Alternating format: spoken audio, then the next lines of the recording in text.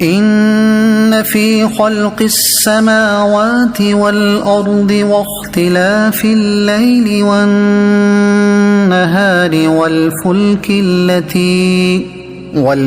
التي تجري في البحر بما ينفع الناس وما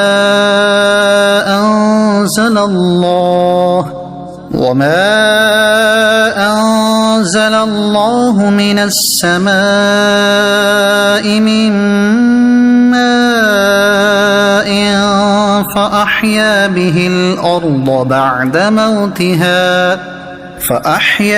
الأرض بعد موتها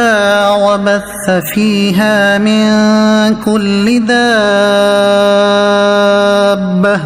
وتصريف الرياح والسحاب المسخر بين السماء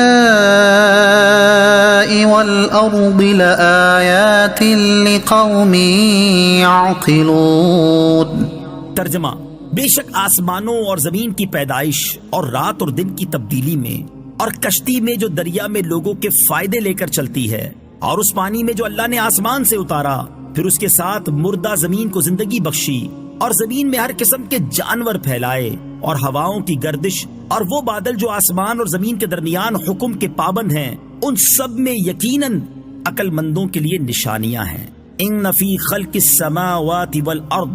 بے شک آسمانوں اور زمین کی پیدائش میں نشانیاں ہیں۔ تفسیر صراط الجنان میں ہے، کعبہ معظمہ کے گرد مشرکین کے 360 بت تھے جنہیں وہ معبود مانتے تھے۔ انہیں یہ سن کر بڑی حیرت ہوئی کہ معبود صرف ایک ہی ہے، اس کے سوا کوئی معبود نہیں۔ اس لیے انہوں نے حضور اقدس صلی اللہ تعالی علیہ وسلم سے ایسی آیت طلب کی جس سے اللہ تعالیٰ کی وحدانیت ثابت ہو۔ اس پر یہ آیت نازل ہوئی اور انہیں یہ بتایا گیا کہ آسمان و زمین کی تخلیق، آسمان کی بلندی، اس میں چمکتے ہوئے ستارے، اس کا بغیر ستونوں کے قائم ہونا، سورج، چاند، ستاروں کے ذریعے اس کی زیرت، سب اللہ تعالیٰ کی قدرت کی نشانیاں ہیں۔ یوں ہی زمین اور اس کی وسعت، اس میں موجود پہاڑ، معدنیات، جواہرات، اس میں رواں سمندر، دریا، چشمے، اس سے اگنے والے درخت، سبزہ، پھل، پھول، نباتات، شب و روز کا آنا جانا، دن رات کا چھوٹا بڑا ہونا، سمندر میں بھاری بوجھ کے باوجود کشتیوں کا تیرنا، لوگوں کا اس میں سوار ہونا، سمندری عجائبات،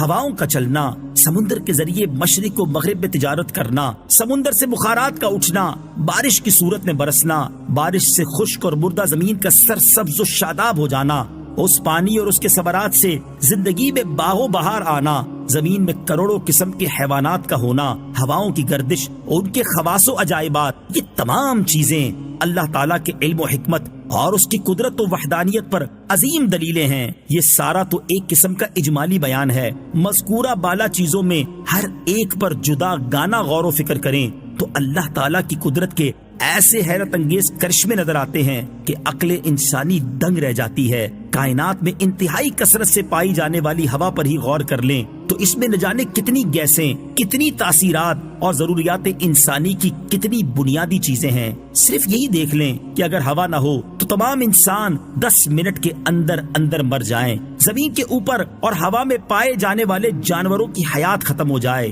یہ تو قدرت الہی کی ایک قسم کی صرف ایک تاثیر ہے، جبکہ قدرت الہی کی خربوں سے زائد قسموں میں ایک ایک چیز میں کروڑوں عجائبات ہیں۔ کسی زمانے میں آنکھ کو صرف دیکھنے کا ایک آلہ سمجھا جاتا تھا، علمی ترقی کے ساتھ ساتھ آنکھ کے ایسے ایسے ظاہری و باطنی، جسمانی اور روحانی عجائبات سامنے آ رہے ہیں کہ اب صرف آنکھ سے متعلقہ علوم کی اقسام نہ جانے کتنی ہیں، اور لاکھوں لوگ اس علم کے ماہر ہونے کے باوجود بھی اس بات کا دعویٰ نہیں کر سکتے کہ ہم نے آنکھ سے متعلق ہر چیز کا علم حاصل کر لیا ہے۔ سائنسی علوم بھی اللہ تعالیٰ کی معرفت کا ذریعہ بنتے ہیں۔ اس آیت مبارک اور اس کی تفسیر سے یہ بھی معلوم ہوا کہ سائنسی علوم بھی معرفت الہی کا ذریعہ بنتے ہیں۔ جتنا سائنسی علم زیادہ ہوگا اتنی ہی اللہ تعالیٰ کی عظمت و قدرت کی پہچان زیادہ ہوگی۔ لہٰذا اگر کوئی دین اسلام کی خدمت اور اللہ تعالیٰ کی معرفت کی نیت سے سائنسی علوم سیکھتا ہے تو یہ بھی عظیم عبادت ہوگی۔ نیز اللہ تعالیٰ نے جو کائنات میں غور و فکر کا حکم دیا ہے، یہ اس حکم کی تعمیل بھی قرار پائے گی۔